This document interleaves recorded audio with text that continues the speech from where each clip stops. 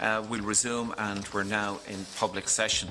I'd like to welcome our witnesses today, Ms Maeve McElwee and Ms Rona Murphy from IBEC, and from CIF, Ms Jean Winters and Mr Conor O'Connell. You're all very welcome. I'll invite you in a couple of moments to make your opening statements, and then members will have an opportunity to ask a number of questions. I wish to draw your attention to the fact that by virtue of Section 17(2)(l) of the Defamation Act 2009, witnesses are protected by absolute privilege in respect of their evidence to the committee. However, if you are directed by the committee to cease giving evidence in relation to a particular matter, and you continue to so do, you are entitled thereafter only to a qualified privilege in respect of your evidence. You are directed that only evidence connected with the subject matter of these proceedings is to be given, and you are asked to respect the parliamentary practice to the effect that, where possible, you should not criticise nor make charges against any person, persons or entity by name or in such a way as to make him, her or it identifiable. And members are reminded of the long-standing parliamentary practice to the effect that they should not comment on, criticise or make charges against a person outside the House or an official, either by name or in such a way as to make him or her identifiable. And once again, colleagues, if you have mobile phones, you might turn them off or to flight mode, please. Okay, so we will start. I'll take the first presentation. I'm not sure if it's Ms McElwee or Ms Murphy. Okay, you do your one first. I'll take the second presentation then, and then we'll do the questions. Okay. Thanks the committee for the opportunity to address the issue of false self-employment. Such situations arise where a working relationship is misclassified as a contract for services or commercial agreement when it should, according to common law, be considered a contract of service or contract of employment. False self-employment can arise in a variety of contexts. It can arise where a commercial agreement between parties develops over time, and what started as a genuine case of self-employment has morphed into an employment relationship. It sometimes arises where a de facto employer wishes to avoid the rigours of the employment rights legislation. It can also arise where a highly qualified individual whose skills are much sought after in a buoyant jobs market insists on being treated as self-employed for their own purposes, often for the personal freedom it allows them and for favourable tax treatment. It is important to make one thing clear.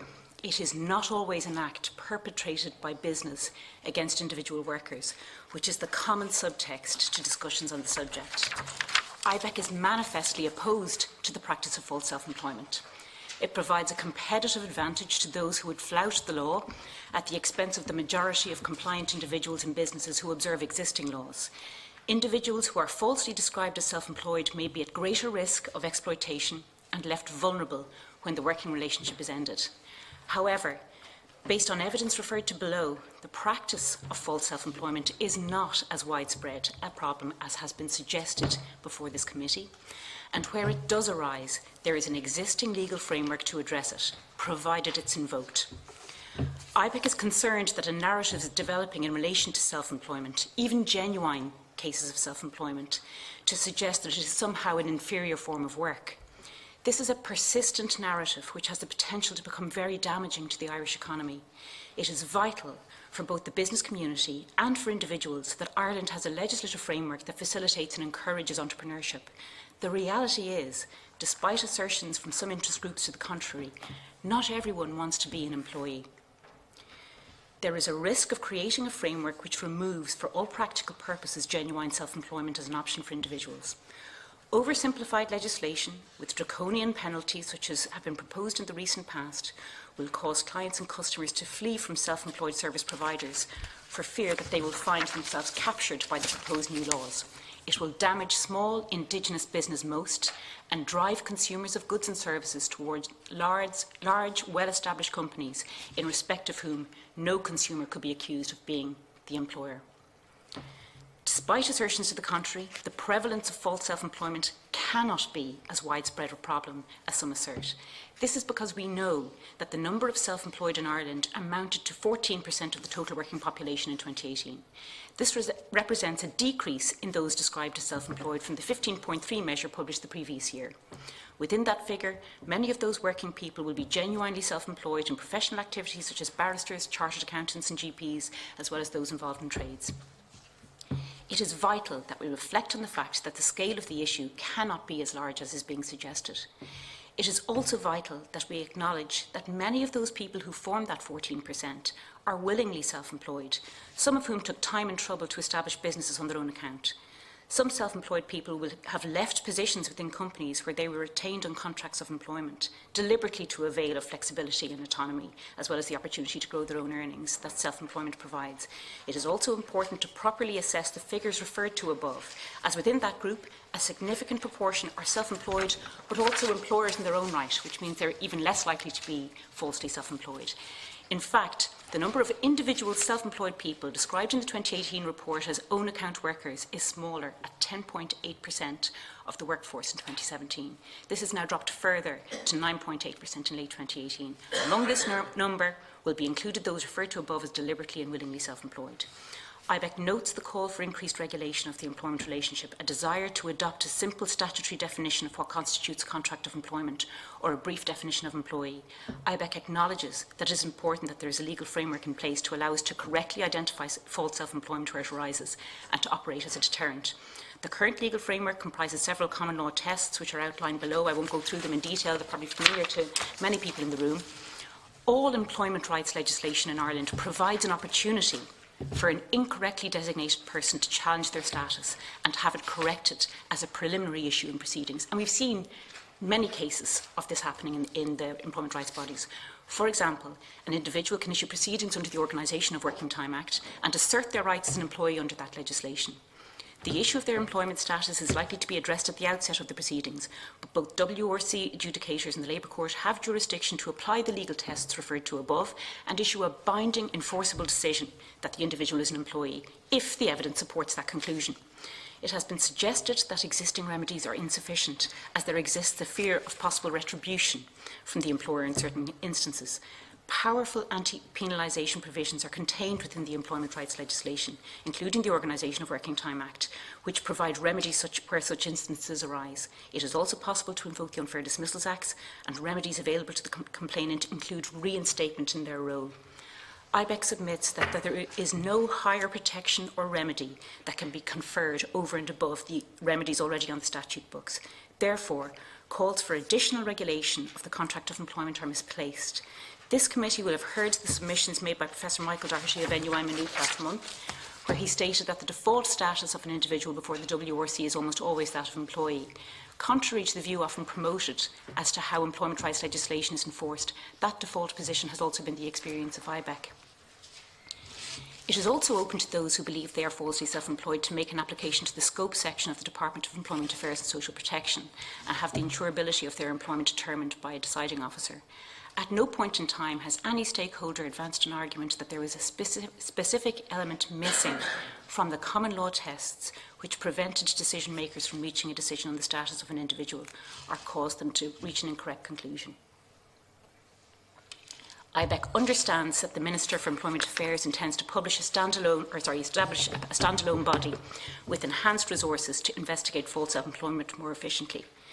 Initiatives such as these are likely to be of assistance in reducing instances of false self-employment where they arise. As previous submissions to the committee have noted, the consistency of approach will be critical to ensuring the success of this measure. The complexity sometimes associated with identifying a contract of employment appears to be a source of frustration to some who are eager to adopt short and unambiguous definitions of what constitutes an employee.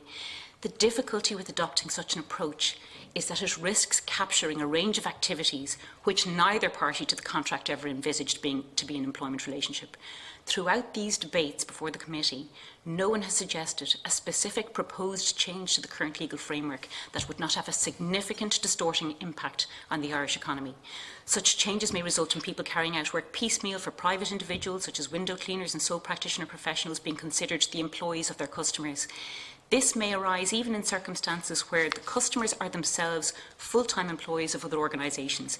We need to consider very carefully the implications of changing the basic components of the employment relationship. As part of their role in the collection of taxes and duties, the Office of the Revenue Commissioner is motivated to identify false self-employment. However, in the joint report referred to above, the Department of Finance noted that there is no evidence that there has been any significant change in the level of self-employment in the economy in recent years. From the report, it was clear that even during the recession, the share of employment that was accounted for by self-employment was relatively stable. They noted that the overall share of own account self-employment was at the time of the report at a relatively low level and in fact lower than it was in 1999. So this is contrary to the narrative that self-employment is rapidly increasing. Own account self-employment fell from 12.6 to 10.5% between 1999 and 2007, increased again to 12.4 during the recession before falling back again to 10.8 in 2017 and is now at 9.8%. The report does not offer specific reasons for this slight increase in self-employment during the recession. However, it is likely that some individuals who lost contracts of employment through redundancy were in a position to take on work on the basis of commercial agreement. In other words, in an economy where very few employers were hiring, those who had skills that lent themselves to doing work on a self-employment basis did so, perhaps rather than emigrate or endure the wasting of their skills and experience following termination of their employment. It likely meant also that when the economy recovered, the individuals in question were in a better position to access new contracts of employment as they could demonstrate recent work experience in their chosen field. IBEC respectfully submits that it is a positive thing that Ireland's employment law facilitates individuals adapting to changing economic circumstances in this way. It has been suggested that the reform of the taxation system might reduce the incentive for individuals to be classified as self-employed. IBEC believes that there is an absence of specific evidence as to why and where instances of false self-employment arise. There is no hard data to support the contention that the motivation to become self-employed is mainly tax avoidance. While no doubt within cohorts of contracts that are misclassified there are those who wish to benefit from favourable tax treatment, IBEC believes that this is just one of a range of possible incentives. In other cases, incentives such as the freedom to set one's own working hours or a desire on the part of some businesses to avoid the legal responsibilities associated with being an employer are also possible incentives.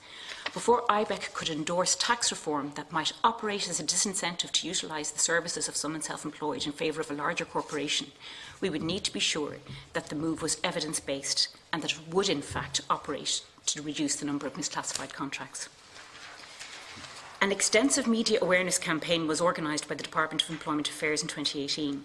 The Assistant Secretary of that department shared the outcome with this committee and noted that if individuals are reluctant to come forward for any reason, inspection is an alternative method of identifying and correcting misclassification of employment. IBEC agrees with this approach and is happy to support the cooperation of the business community in facilitating such inspections.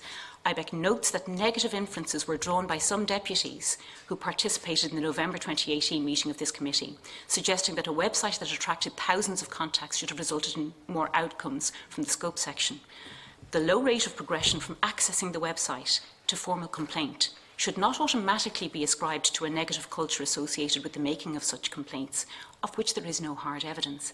It may well be that those who sought clarification as to the structure of a true contract of employment satisfied themselves that they were in fact correctly classified as self-employed. IBEC notes some of the other proposed policy changes to address the issue of misclassification of status.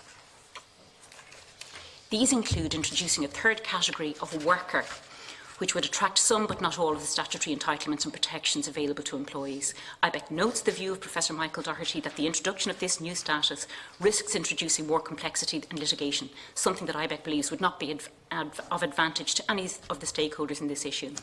IBEC also notes suggestions to introduce chain liability, where the legal responsibility for incorrect application of employment law may be visited on a client or customer in certain circumstances.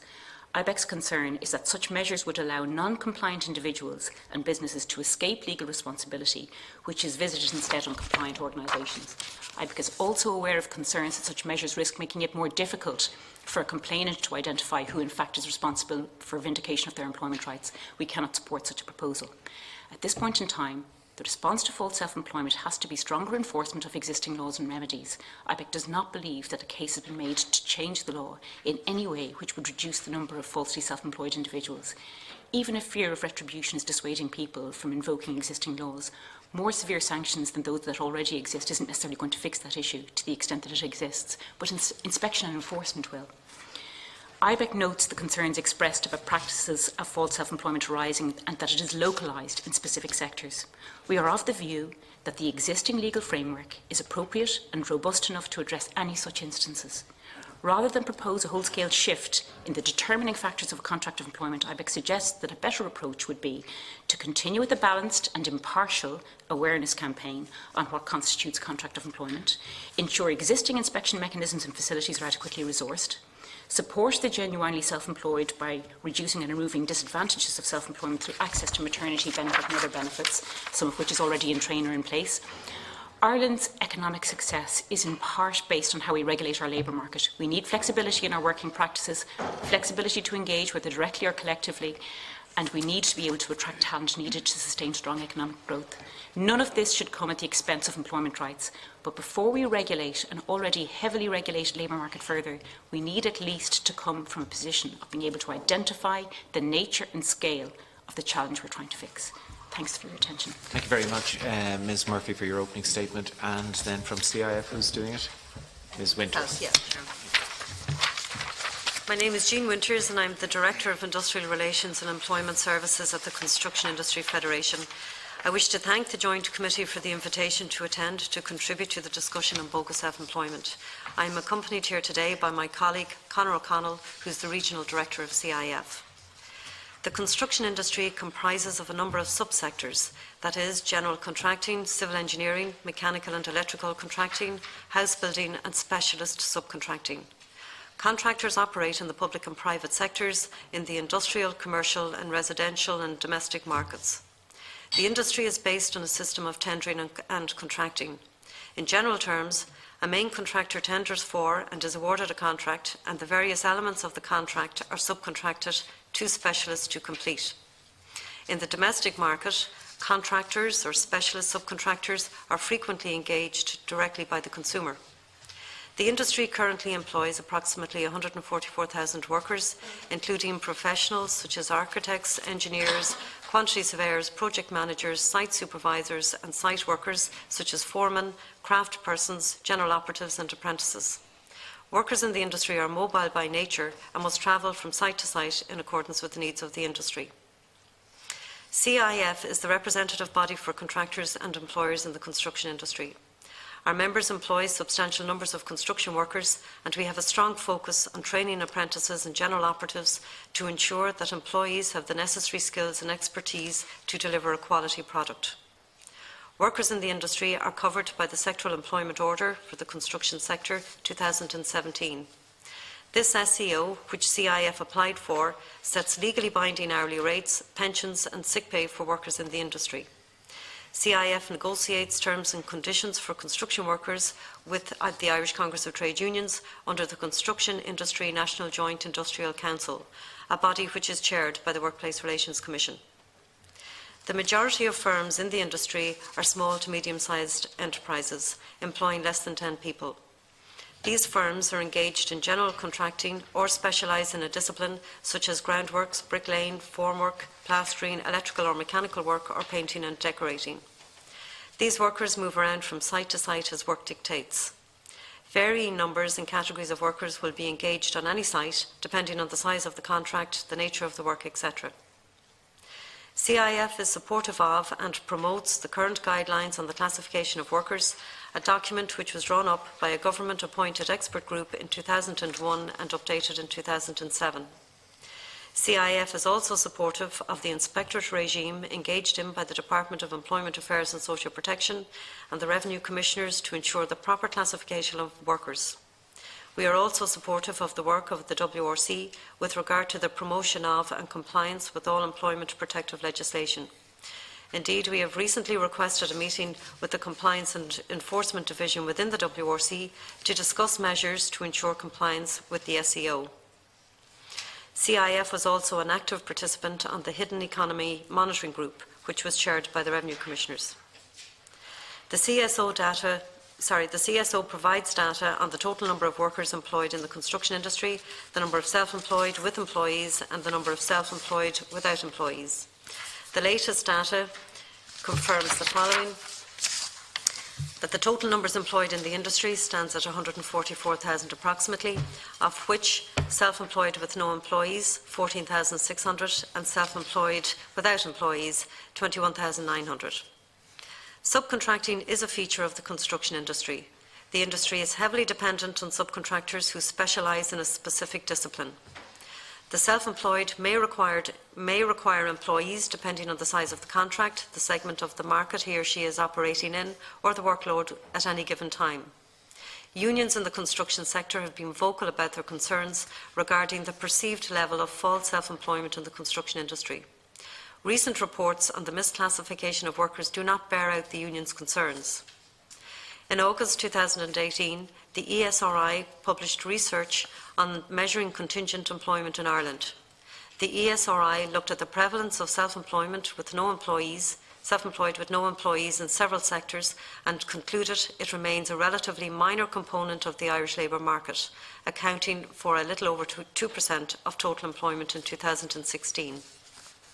In January 2018, the Department of Employment Affairs and Social Protection, in conjunction with the Department of Finance and the Revenue Commissioners, published a report on the implications for social insurance and tax receipts of intermediary employment structures and self-employment arrangements.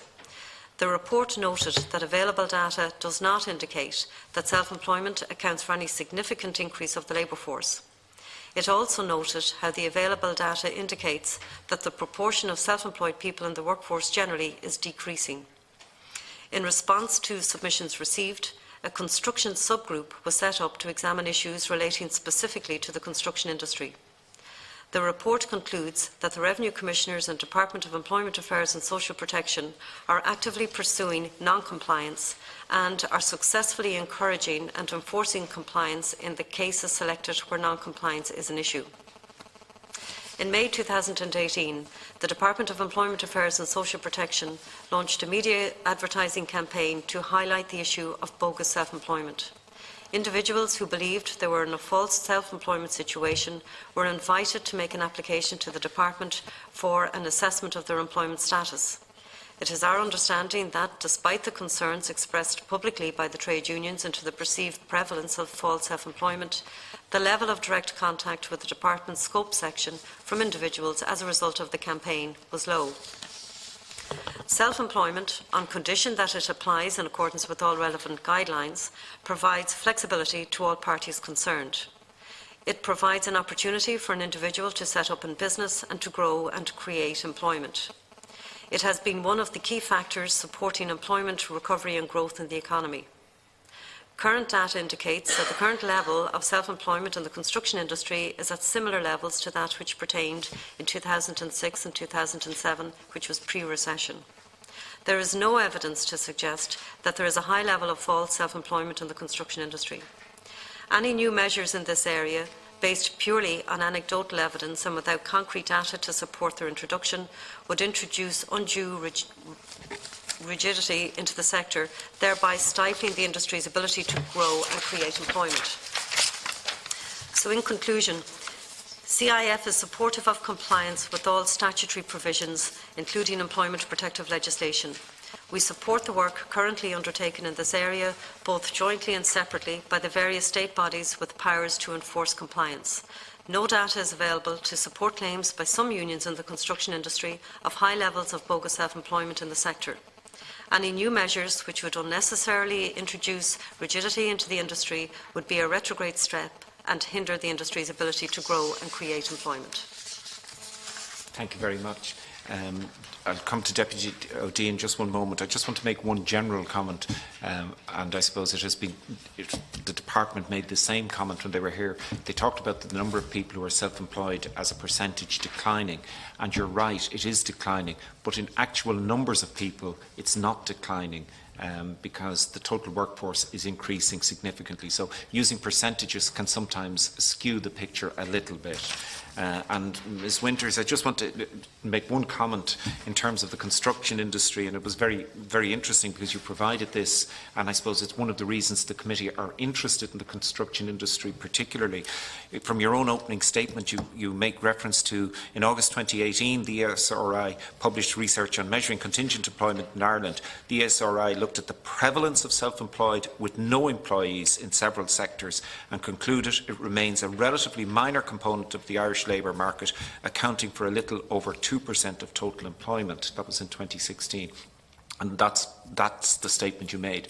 The figures you gave from the construction industry were 31,900. More than 20% of people in the construction industry are classed as self-employed with no employees. And that image, the 2% that the SRI report versus the 20% in the construction industry, is one of the reasons that the committee has some concerns in this. So I just want to put that as, and you can come to it in due course. It's not that you know, we're making unfounded allegations or anything like that. It is the fact that you have clearly demonstrated that 2% is across the board, but your own figures have more than 20% self-employed. So that's why there's a spotlight on the construction industry in particular, and you'll have an opportunity to address that in more detail. Deputy O'Dea, I know you haven't much time with us. First of all, I want to apologise because I've got to leave for another appointment shortly, but I want to thank both organisations for coming in, and thank you very much for your presentation. Just one or two general points. You make the point, Ronan makes the point that, you know, that you refer to the narrative that supposedly supports the approach the committee are taking in the various pieces of legislation that have been put forward. Now, you see, there is a narrative, yes, but there's also a counter-narrative. And the counter-narrative is that, you know, anybody who wants to do anything about bogus self-employment is in some way motivated to do down genuine self-employed people. They're going to interfere with arrangements that already exist for highly specialised people, say in the IT area, who want to offer their services on the basis that it be self-employed. That is not my intention. And insofar as I can speak for my colleagues, I don't think it's their intention either. I mean, we're public representatives. You know, we represent the public. I mean, we have to respond as public representatives to issues that are coming to us on the ground. There's a lot of talk about hard evidence and soft evidence, and, you know, you can argue about figures, but, you know, I'm dealing with blunt reality in my constituency, and even as we speak, I have complaints on hand at the moment from within the construction industry about people being forced to act as self-employed when they are patently not self-employed. So I just want to make that point. Now, you say in your submission on page 4 that IBEC acknowledges, and I think the CIF take the same approach. IBEC acknowledges that it is important that there is a legal framework in place to firstly allow us to correctly identify false self-employment where it arises, and secondly to provide a remedy or a sanction to deter people from engaging in that practice. But you want to say that there is already such a framework in place. Now, where we differ, I think, is that I don't agree that the present framework is working.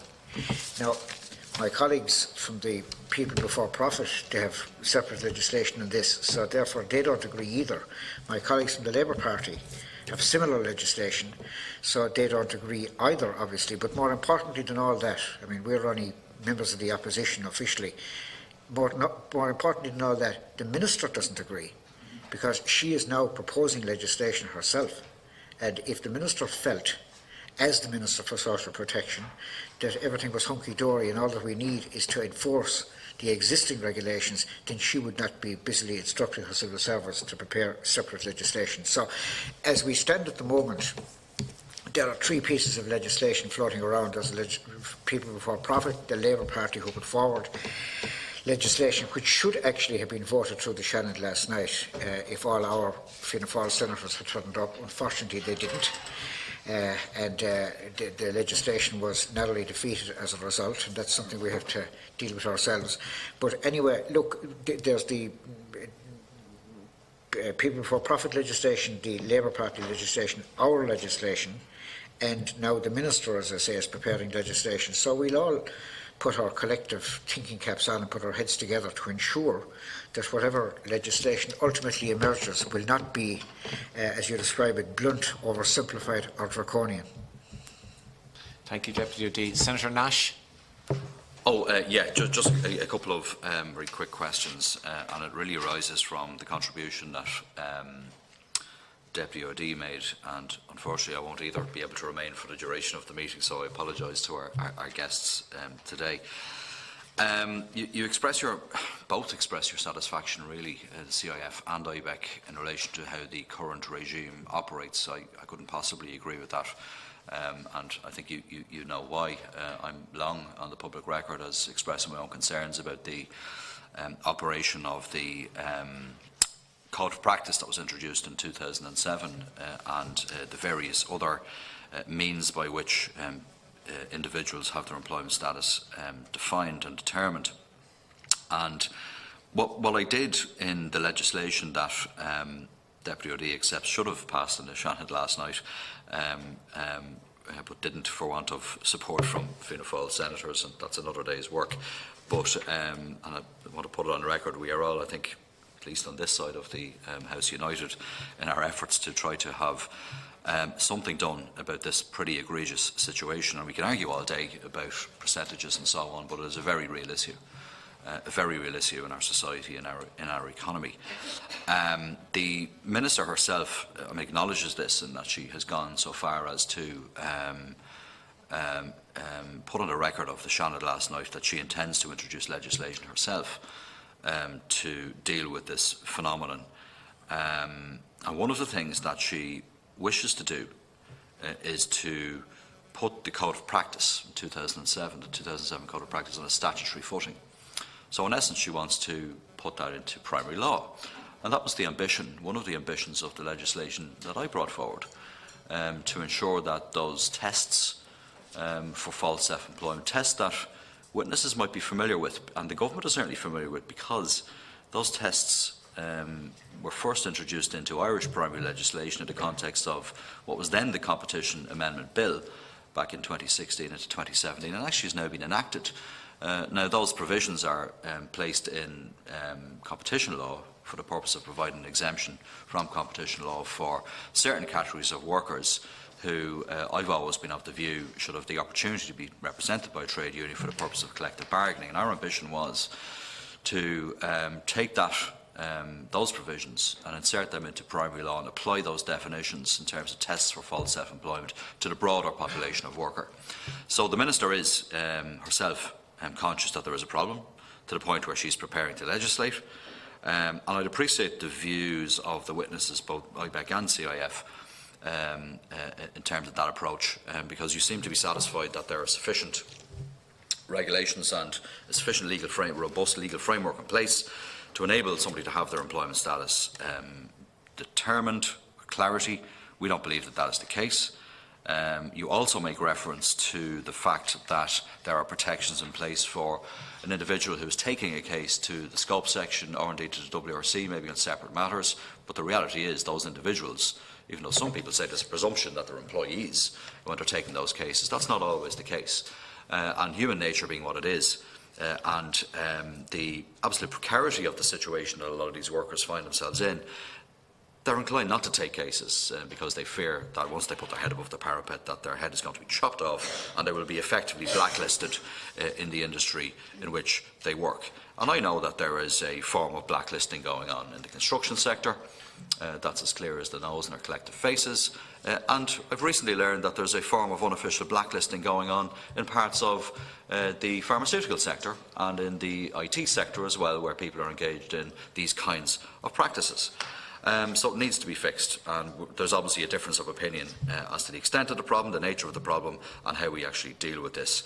There wouldn't be 3 separate pieces of legislation before the Oireachtas and one coming from the government if the political system didn't believe that this was a problem. And nowhere does anybody suggest, and I was at pains in the legislation I produced to protect genuine self-employment and genuine entrepreneurship. But looking at the numbers of individuals, particularly in the construction sector, of self-employed people with no employees, they're not all entrepreneurs. I'm aware of labourers in construction sites, labourers, not skilled individuals, labourers who have been forced to, or in fact they're unaware that they were registered as self-employed because the contractor did that for them. And then when they lose the position, they've no redundancy, they've no sick pay, they've no holiday entitlements, they've nothing, and they're only aware that they're self-employed when they go looking for unemployment support. It's an outrageous state of affairs, absolutely outrageous, and a sad reflection on our society. We all want to protect genuine self-employment. I value the regulated market economy that we have. You know, there's no doubt about that, and I value the contribution that decent, genuine, productive businesses and entrepreneurs make to this economy. We wouldn't have the rate of increase in terms of employment that we've had in recent years if we didn't have those people who are prepared to take those risks. And thanks to the work of IBEC and others in terms of assisting in formulating government policy. But this issue is not going to go away. The Minister is going to legislate, and I would appreciate your view on what you know in terms of what the Minister is doing. You may only be aware of that from media reports, and ask you as well, have either organisations been consulted by the Minister at this point on the legislation that she intends to produce? Because she has put on the record to Shannon last night that she intends to do that quite soon, in a matter of months. Senator, to the witnesses, I'll come to you in a moment, but I'll allow the colleagues to make their contributions first. Deputy Smith. Thanks very much. The first thing I'd like to start by saying is that there's something that you both finish on in your presentations that I agree with, and that is the scale of the challenge that we are facing, that we don't have enough data on it. And when we had department officials in here before on this issue, it was clear from them that they hadn't done enough research or haven't had access to employment areas sufficiently to be able to tell us how great the problem is. So we believe we have a deep problem here, and we're here representing our constituents. We believe it's widespread. We, and I'd say probably all of us here are members of trade unions, know from the data collected by trade unions that there is a deep problem and that it's growing. You guys are saying that you don't have enough evidence and you need to identify the scale and nature of the challenge. There aren't enough data available to support claims made in the construction industry, for example, about the levels of bogus self-employment. So we might start by agreeing that we need to look very deeply at this sector and at this problem to find out exactly what is going on. But that will require cooperation of employers, big contractors on building sites, big contractors in industry, and even, I would argue, the cooperation of the state itself. Because sometimes, by default, the state itself uses what we determine as bogus self-employment to fulfil a role. Now, I don't think that a lot of the time it's deliberate or they set out to do it, but there is such a level of increase in contracting out and subcontracting that a lot of malpractice goes under the radar. And it's that radar that we need to get under and examine exactly what is going on. And as the Deputy said, or the Senator said, I don't know who said it before me, we're not making this stuff up. We don't have these bills before the House because we've nothing else to do, or that we're just amused by it. There is a real problem here. And I'd just like to use a little bit of evidence that comes from the ICTU. Just bear with me a second because I have a lot of notes in front of me. Okay, there's a briefing note we got from the ICTU. The report notes that in 2017, the Joint Investigations Unit of Revenue initiated a campaign specifically focused on the construction sector, and as a result of this activity, €60.2 million was recovered by revenue, and nearly 500 subcontractors were classified as employees as a consequence. That's an important fact, and that is a fact that I don't think you're going to deny or disagree with. It's facts coming from revenue, so that in 2017, one investigation produced €60 million recovered that was owed to the state, and yet you're telling us these are anecdotal and there's nothing to see here, move on. Somehow we're imagining that there's not really a problem. So I think if we can acknowledge there is a problem, but we haven't investigated it properly, but when it's investigated it yields results, and this investigation by revenue is a serious investigation. You also talk about the fact that there's no problem because self-employment levels are falling. But here's an interesting quote from a study done, and I think you should have a look at it because it's involved in your industry. The Connect Union have done a really seriously good study into bogus self-employment. And what they point out that the CSO labour force shows the numbers of employees and self-employed across a range of employment sectors, the numbers of people who are self-employed without they themselves having employees is actually rising very, very seriously.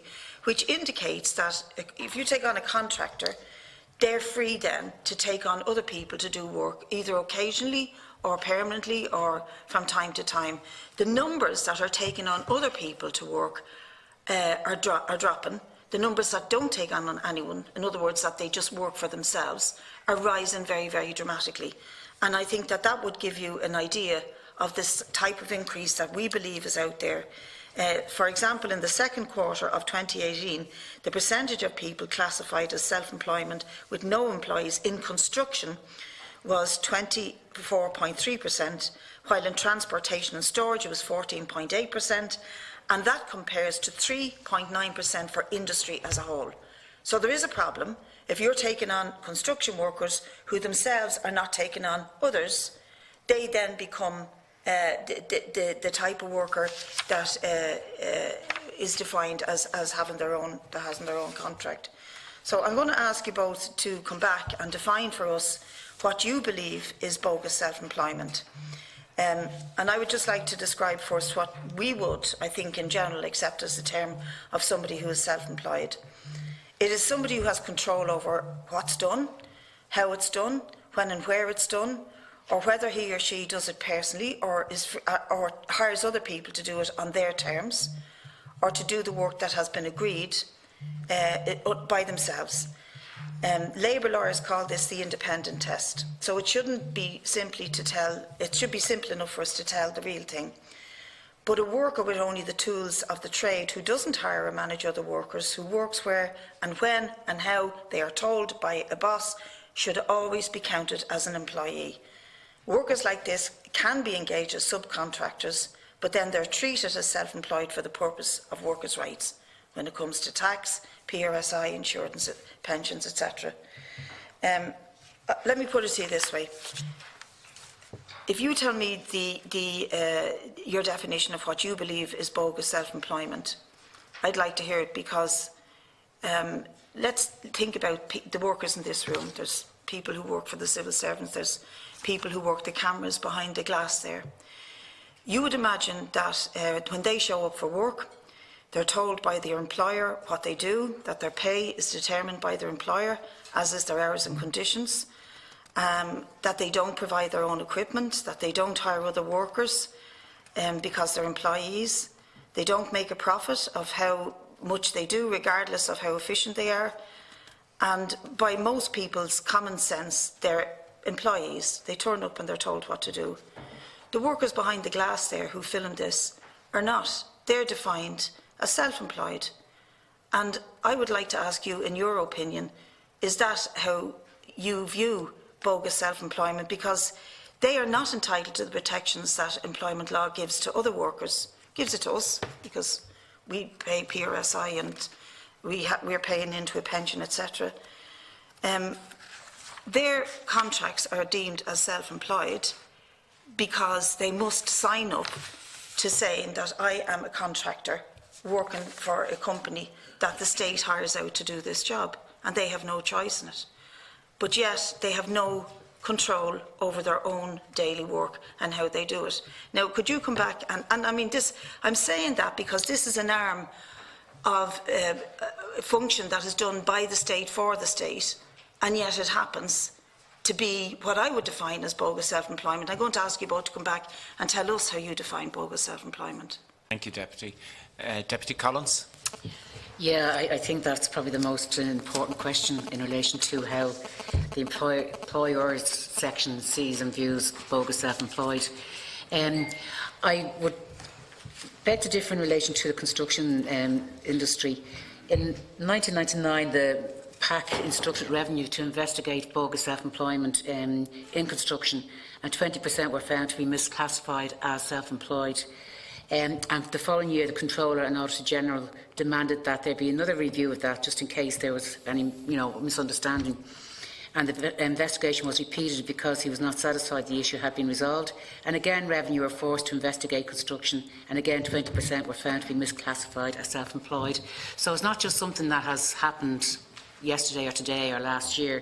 That's in 1999, and was happening before that. So I think there is a serious problem with bogus self-employed and it skews the labour market from the point of view of not only workers' rights and their entitlements and their payment to the revenue and exchequer and all that type of thing, and employers' responsibility in paying PRSI and proper rates and proper classification, and the revenue that brings. But it also skews the economy and the rights of the worker, which I think is really, really important here. Now, we know that bogus self-employment, that self-employment contracts, it's right across the economy now. It's in couriers, English teachers, teaching in English colleges or schools, pilots on contracts that are not directly employed by their employer, journalists, media, pharma, construction.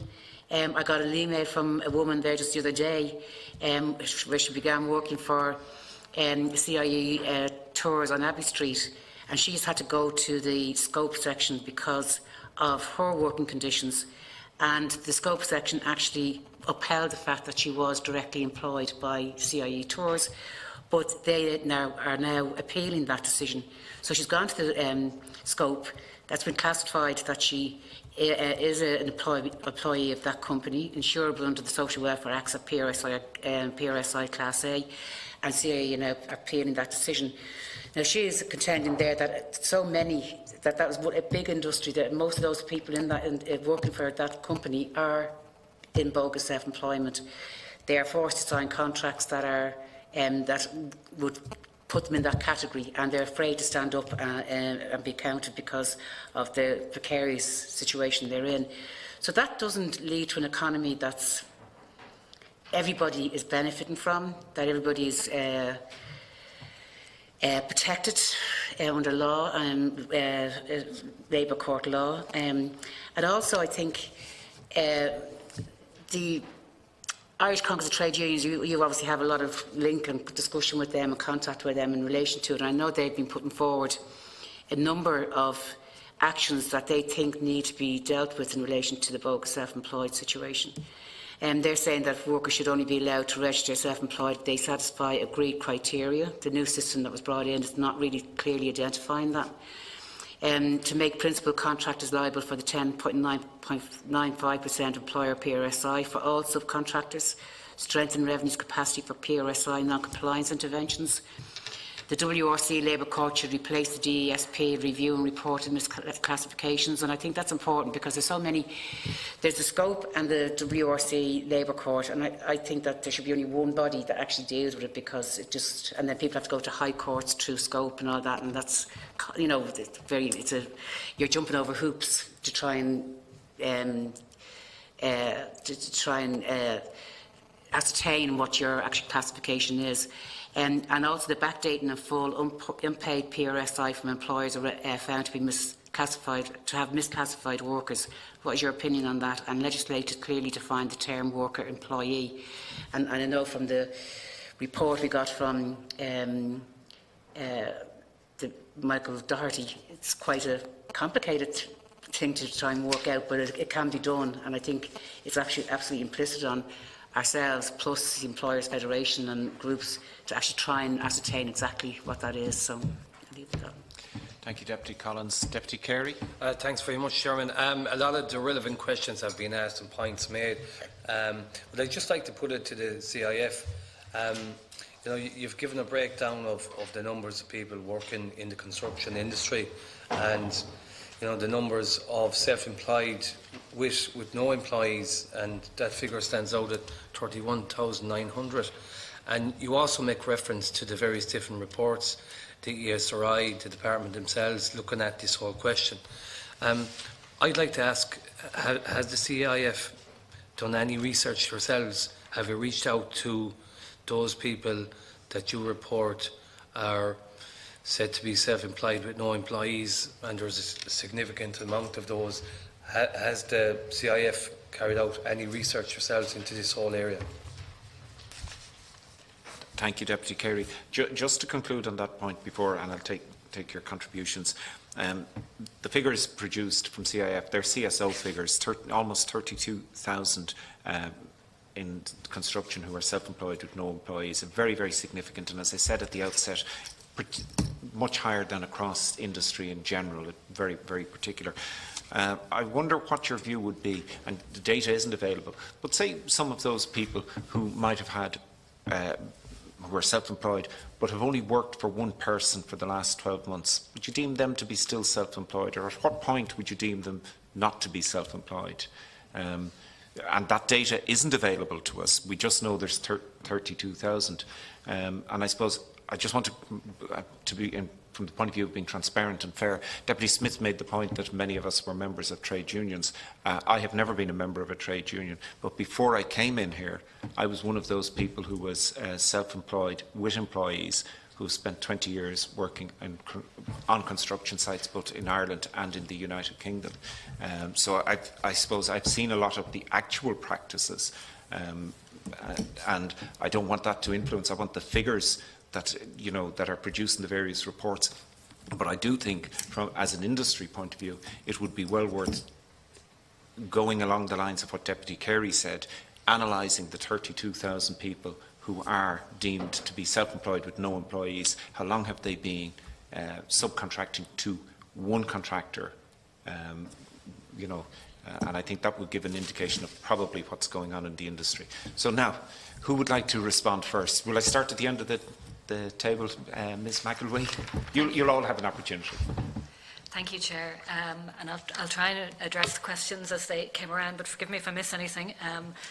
I suppose the first point made by Mr O'Dea was around the counter-narrative that can emerge, and the fact that potentially it's seen as trying to do down individuals within this particular situation. And maybe just to acknowledge that IBEC understands that that's certainly not the intention in any way. But I think it does highlight the complexity, and I suppose that's our challenge, is to highlight the complexity of trying to regulate in, I suppose, the framework that we're looking at here. Our view is very much that we do have a system and a structure that is in place and that has worked. And I think even from the questions that you're raising this morning, it's very clear that many of the challenges that are arising is in utilisation of the framework, and we're not necessarily seeing any specific instance in which the framework itself has not delivered the outcome that we would have expected to see through that framework. So I suppose the challenge that we would say, and particularly to the point that Mr O'Dea has raised around the fact that there are a number of individuals that he's aware of, we would say to him, encourage those people to take their action through the WRC. The cases can be determined that legislation is in place, and we put great trust in the independence of the WRC. They adjudicate on all of our employment rights. They have significant wealth of experience across all industrial relations matters, and their inspection services are exemplary. So in many ways, we already have a really significant structure in place to deal with those issues, and they have very significantly dealt with those. We're not aware of any major number of cases where those rights haven't been addressed or have been the subject of significant appeal. With regards to Mr Nash's comments, I suppose again, very clearly we're talking here around the availability and the ability for people to actually engage with the protections that are there. We talk about phenomenons, and again, we need to be really clear in terms of our language. This is a situation, we don't deny that there are issues that are arising. In fact, we're very aware that there are issues around compliance, which is why we're very supportive of how the Minister is approaching this in terms of investigation and ensuring compliance. And to say that we have satisfaction with how the current regime operates is not necessarily what we're saying. We are acknowledging that there's a problem, but it's not necessarily with how the regime operates, it's with the utilisation of the regime that's already there. So there is adequate legislation in place that would address many of these concerns. It's around managing that enforcement in a consistent way and encouraging people to take up that the enforcement. We should have the confidence in those systems. We have the confidence within that legislation to deal with all other areas of employment rights. This shouldn't necessarily pose any more of a challenge in terms of the confidence that employees, contractors or individuals who feel they have an issue they wish to raise in terms of taking it in that way. Again, to Ms Smith's comments around data, clearly there are lots of challenges around data, but what we would say is both the ESRI, the Department of Finance and DASP have actually produced very significant amounts of data in this particular area.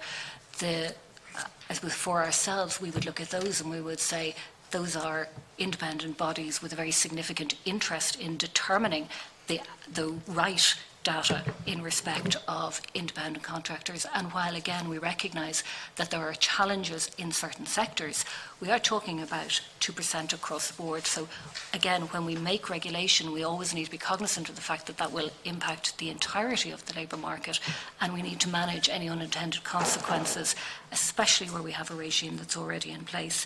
And we would accept the data that ICTU put forward on their previous occasion here, that the 2017 initiative did in fact address some of the concerns that are arising, and they did convert 500 people from self-employed to employed status. And in many ways that upholds what we're trying to share with you, which is our sense that we actually do have a strong regime, and that when we address it through that in compliance framework, that actually it works very well, and that I suppose, supports that are going into that compliance are very important and actually have the opportunity to deliver that result without increasing the complexity of our employment legislation and without potentially necessarily producing any unintended consequences by layering more legislation on in terms of that. And you're right, everybody has anecdotal stories, and we understand their anecdotal stories, but we can't rely on those. We do have to rely on the data and the figures, and it's important that we do that throughout the entirety of the process. I think when we look at, so just looking back to some of the other questions that were coming through, rising numbers of people who are self-employed in our economy, I suppose it's just important to note that that doesn't necessarily mean we have rising numbers of bogus or false self-employment across the board in the economy. Naturally, our economy changes, it develops, it grows. We were very keen to ensure that we have...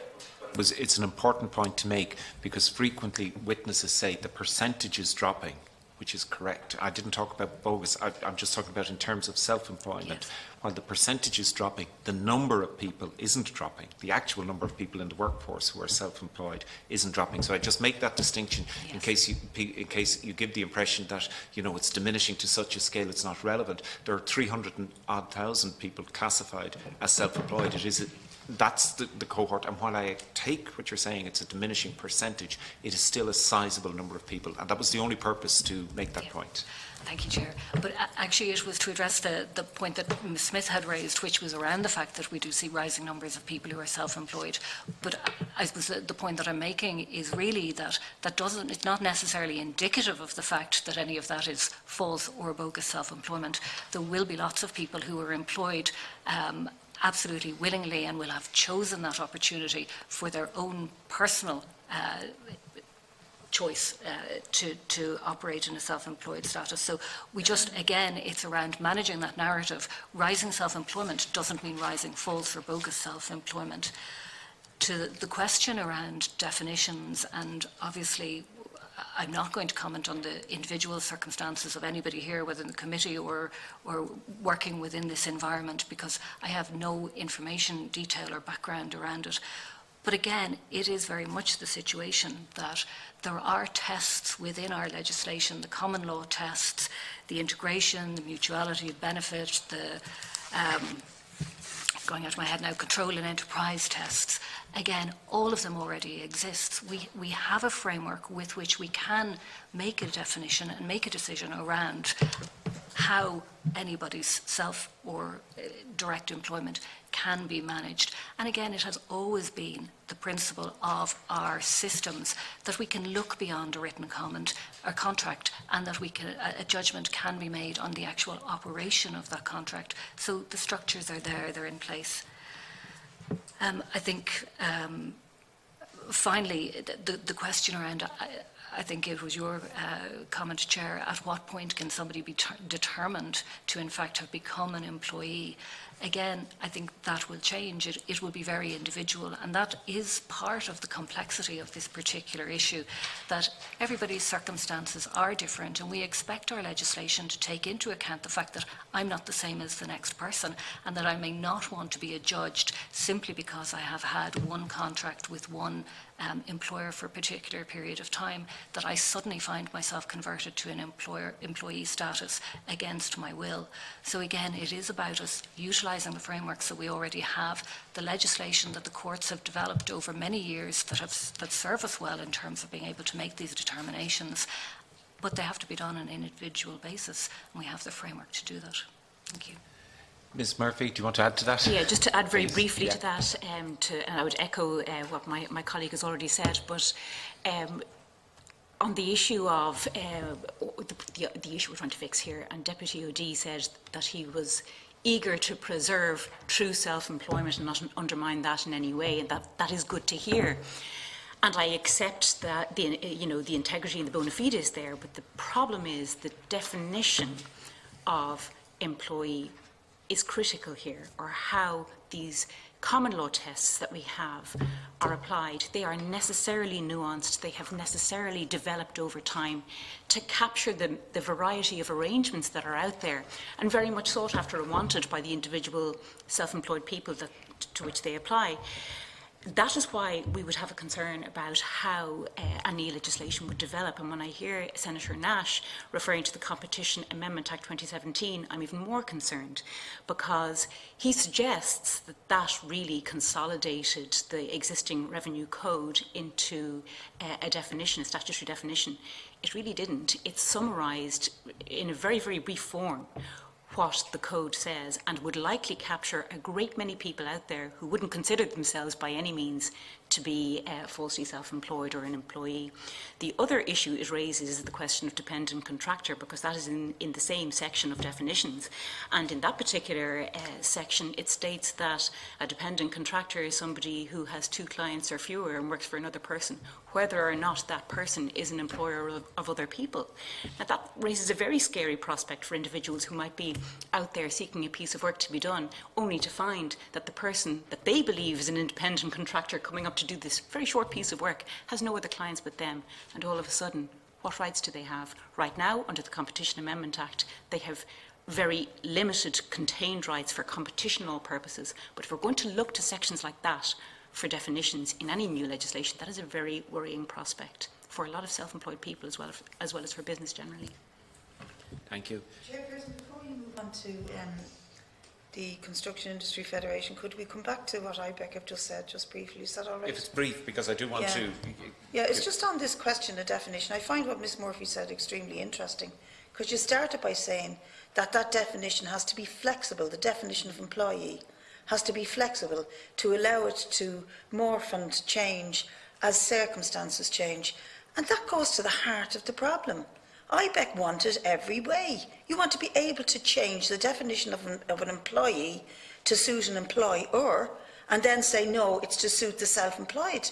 That just is the most illogical set of constructive ambiguity I have heard in a long time. But you're doing it in order to cover up what really isn't about the individual window cleaner. It's about the widespread practice of forcing workers to define themselves as independent contractors so that their working conditions, pay, etc. can be exploited, and leaves them very insecure. It also robs the state of social protection money and tax and all of the other things.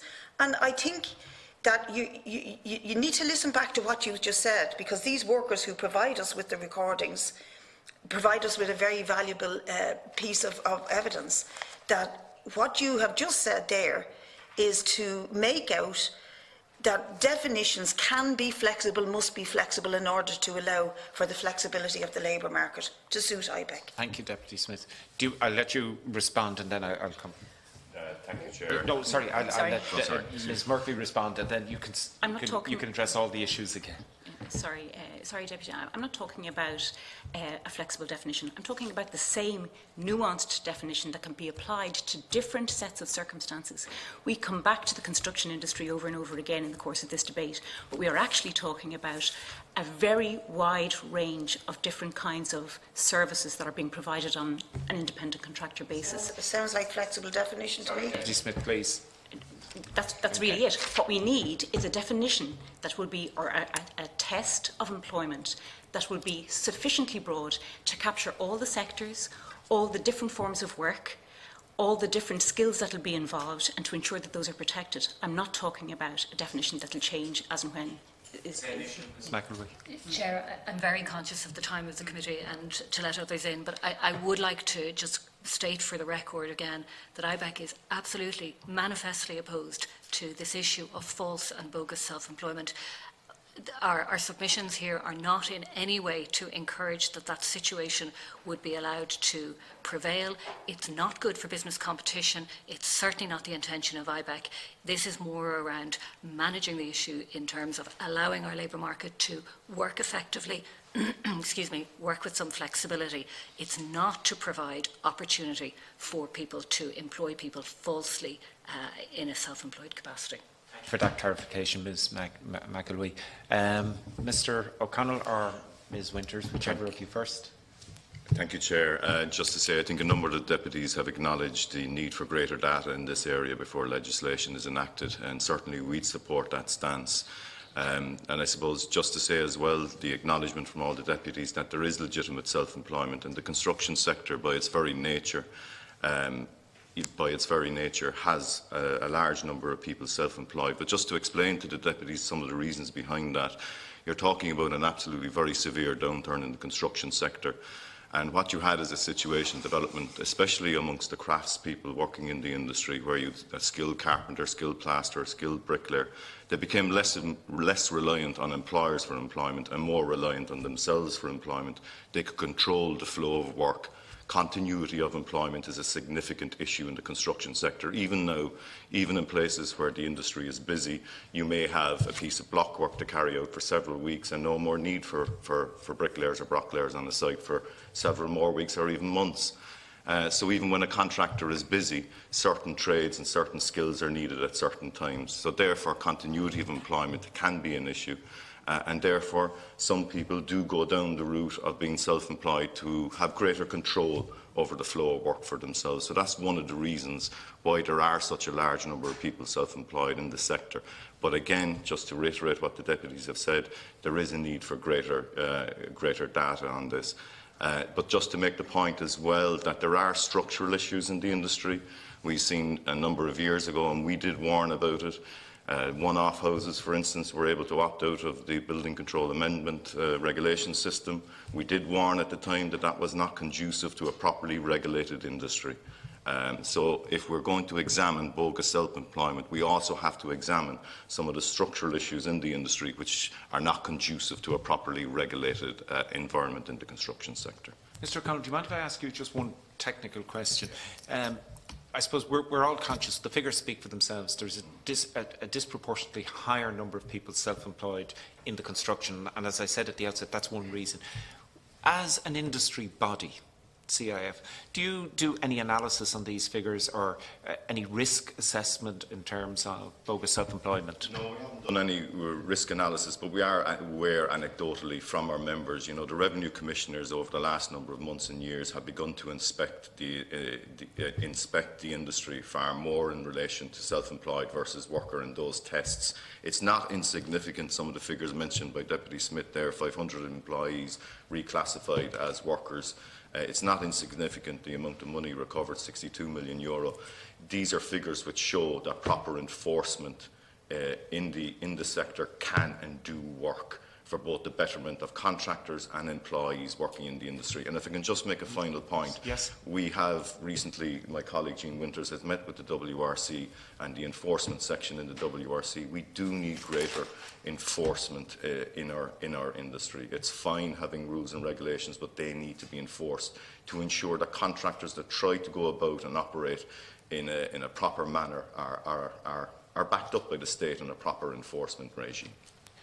Ms. Winters, Yes, just to add to my colleague's comments, and I think Mr O'Connell has just kind of given an outline of kind of the structure of the industry, and there's been a lot of discussion here today about the official figures that are there, 31,900 self-employed without employees. But you know, the industry is based on a system of contracting and subcontracting, and just because there is about approximately 20% of the overall workforce self-employed, categorised as self-employed without employees, does not mean that there, you know, that is bogus self-employment, and I make the hear point. your comments. Yes. It doesn't make the point, but I specifically say yes. it is a sector that has a substantially yes. higher, and therefore there's greater risk. Yes, and I absolutely accept that. But I think because of the nature of the industry, it does explain to a large extent why there would be larger numbers of self-employed, either with employees or without employees, because it is an industry that is based on contracting and subcontracting. And I think Senator Nash and Deputy O'Dea in particular stated here today that they do know of people that have been forced into self-employment, and that is clearly wrong. And we would categorically state that you know, we support the legitimate contractor. Somebody who has been forced into self-employment, it is clearly wrong, and the legitimate contractor then loses out if this other contractor has a competitive advantage, and that sort of practice is detrimental to the industry. And as Mr O'Connell has stated, Ms Smith was saying about the campaign that the revenue were involved in 2017, where over 60 million was collected. It shows, and to us it demonstrates, that there are mechanisms in place to ensure compliance with all regulations and guidelines and legislation, and we'd like to see even more of that. We are in favour of ensuring that all workers are aware of the guidelines, the codes of practice that are in place, and we want enforcement and inspection, and we are looking for even more of it. And as Mr O'Connell has stated, we have been in contact with the Workplace Relations Commission to discuss with them greater measures to ensure compliance with the sectoral employment order in the construction industry. It was the CIF who applied for that order. That order sets legally binding rates of pay, pensions and sick pay for workers in the industry. We applied to the Labour Court in 2016 asking the Labour Court to conduct an examination of the industry with a view to introducing a sectoral employment order. At that time, we asked the construction unions to come along with us and make a joint application. They decided, for their own reasons, not to do that, and we went alone, and we have the sectoral employment order in place, and we are very much in favour of ensuring that it is complied with, and we are looking for greater measures, as I say, to ensure compliance with it. With regard to you know, and I think Deputy Collins in particular spoke about the principal contractor and, you know, responsibilities of the principal contractor. If you look at the public sector contract that is currently in place, clause 5 of that public sector contract sets out the contractor's obligations on the contractor to ensure that all workers on site receive all of their entitlements under registered employment agreements, sectoral employment orders, and other various pieces of employment protective legislation. It also sets out that all workers on site have a right to be a member of a trade union if they so wish, and if a trade union has concerns about non-compliance, that union official may contact a designated member of the contractor's management to discuss those concerns with a view to putting the situation right. So there are certain obligations already in place, and we believe that, you know, they should be complied with, they should be enforced. And if there is an issue out there, and I am not saying that there is absolutely no incidence of bogus self-employment in the construction industry, I would be foolish to even state that. and I'm not saying it, but what we are saying is that if there are incidents there, we believe that the mechanisms are in place to allow those with the powers to go out and inspect, to allow them do that. And that, as Deputy Smith has stated, the revenue campaign in 2017 actually bears that out, and we are all in favour of that. I think as well Deputy Collins talked about, or maybe it was Deputy Smith, Connect Trade Union and the report that they have done. We work quite closely with Connect Trade Union. We have an Electrical National Joint Industrial Council. We work with Connect on that council, and we're meeting actually on Monday, and we are meeting with them tomorrow on the mechanical sector. So we work quite closely with them. If there are issues there that we need to discuss, of course we are going to do that.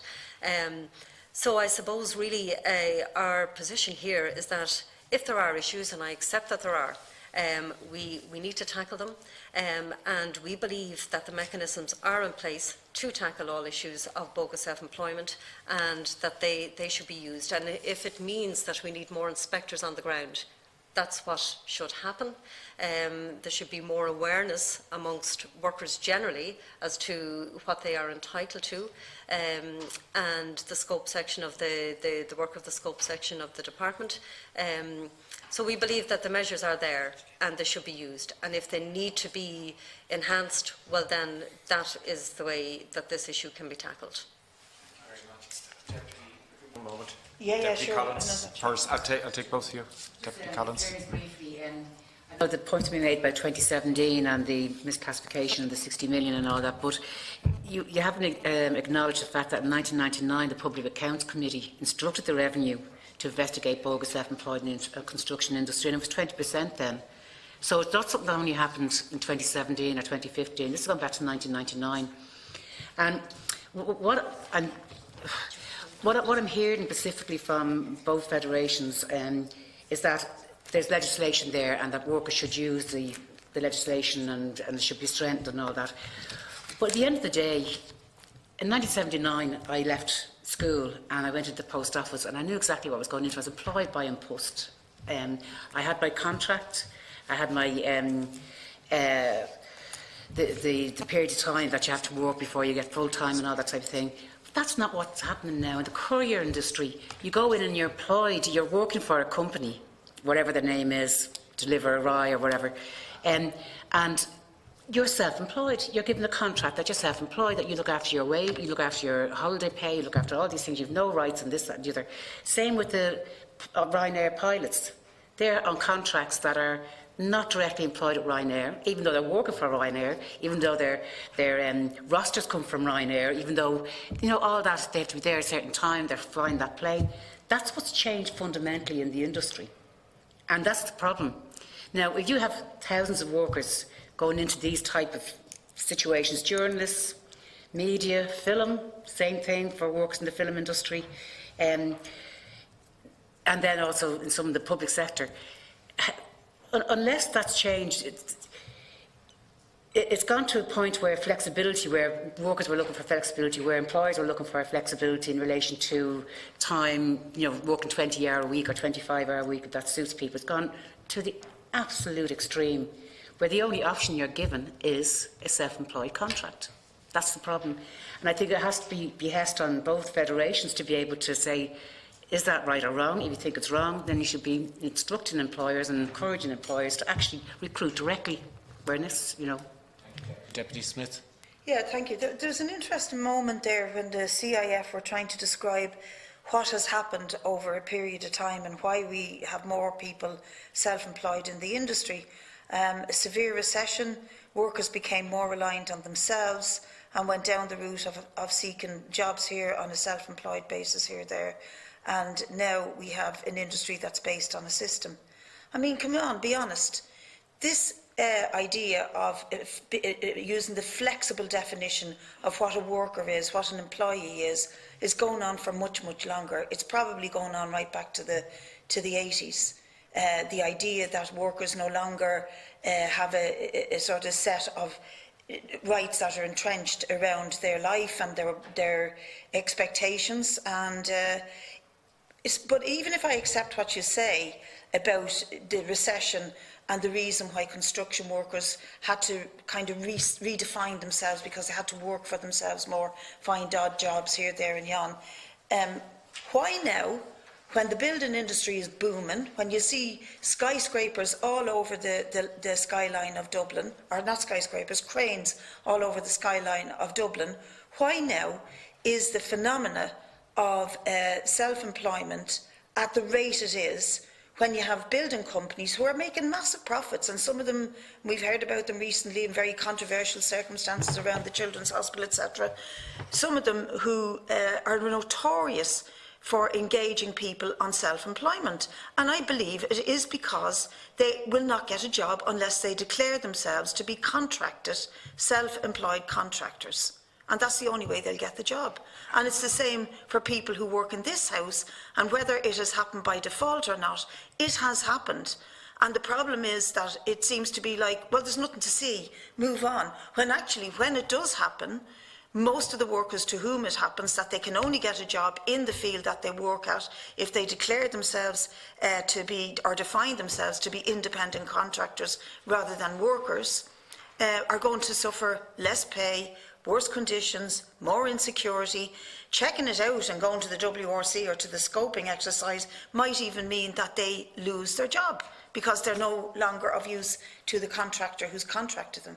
So I think we just need to take it serious and stop saying there's nothing to see. It's a real issue. Thank you, Deputy Smith.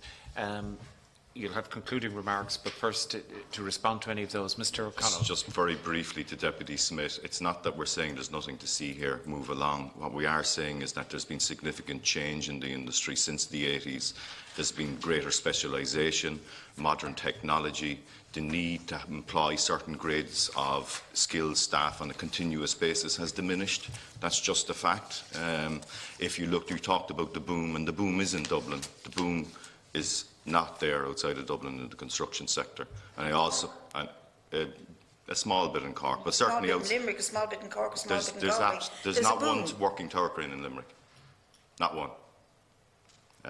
So just to clarify that, and the point I made about the one-off housing sector as well, I'd like to stress that as well, Deputy. Thank you. To our witnesses, if you have any concluding remarks, now's your opportunity. Let's start at the end. Ms McElwee or Ms Murphy? Thank you, Chair. Just to the point that Deputy Collins raised there about how people are hired now, we can see from the various reports that have been referred to today that actually employment is growing. So it is not the case that when somebody leaves school or whatever qualification that they're doing that they walk in and are offered an independent contract. In fact, that is by far in the minority. We know that from those reports. So for the avoidance of doubt, we're not saying that false self-employment doesn't exist. We're saying that based on the independent studies that we have, the issue is not as large as it's being presented to be, and that there are remedies there that people can avail of. And I haven't really heard, other than Deputy Collins' own example of the CIE worker who went to scope and got the correct outcome. This is a system that's working, as I see it. Where it's invoked and where inspections are made, they recover money and they change people's employment status. So I suppose the position that IBEC would hold is we have a framework in place. We may need more work to do on inspection and enforcement, but beyond that, tinkering or whole-scale changes to the nature of a contract of employment could have a lot of unintended consequences, and not just for business, but also for people who left employment to set up a business on their own and might find themselves unwittingly captured by some of the legislation that might come out of that process. Legislation doesn't unwittingly capture them. Deputy, we're not finished. The witnesses aren't concluded. Ms McElwee, do you want to comment any further? Or no, thank you, Chair. Ms Winters or Mr O'Connell? Well, I think just briefly, Chairperson, we are supportive of any mechanisms and any measures to ensure compliance with the regulations, absolutely. And Deputy Collins set out an example there where a worker was just kind of told that the only option was really to go as a self-employed person, and we absolutely would not support any kind of a situation like that, and that is clearly wrong, because the regulations are there. You either can be classified as a self-employed person, or you should be regarded as directly employed, and we are very supportive of all of those mechanisms that are in place. And we do believe that there are sufficient mechanisms in place to ensure compliance, and we would support any enhanced measures there to ensure that there are inspectors out there on the ground ensuring that the various regulations are adhered to. Very much. Just before we conclude, to our witnesses, to thank you for your attendance and your submissions today. This is a piece of work the committee are looking at in terms of bogus self-employment. It isn't just the issue of revenue loss to the state. It's obviously various entitlements lost to a potential employee, whether it's holiday pay, whether it's sick time, etc., etc., and will become more important in the future as auto-enrolment from a pension perspective comes into play, where an employer will have a contribution to make. I just want to make one observation and one comment, and it was really on something you said, Ms. Winters, where you were talking about the industry generally, and you said, you know, if somebody is abusing it and, you know, they're gaining unfair advantage over other industry members, and that's a very, very important point, and I think it's very, very well made. But what surprised me, and it was Deputy Carey made it, and I would just make this to both of you as an observation, as industry organisations, we know that self-employment is higher in certain sectors, whether it's courier, whether it's construction. And while the CSO published data, it probably would be worthwhile the industry bodies themselves breaking that data down into what companies, what sectors. So, for example, the 30-odd thousand, how many of them are block layers, how many are labourers, and so forth. So the risk becomes more apparent. I think usefully as industry organisations that could be looked at. I'd like to thank our witnesses for their attendance today. Your statements and your answers to the questions have been very helpful and very informative. Thank you very much. And to committee members, we will adjourn until next Tuesday at 12 o'clock.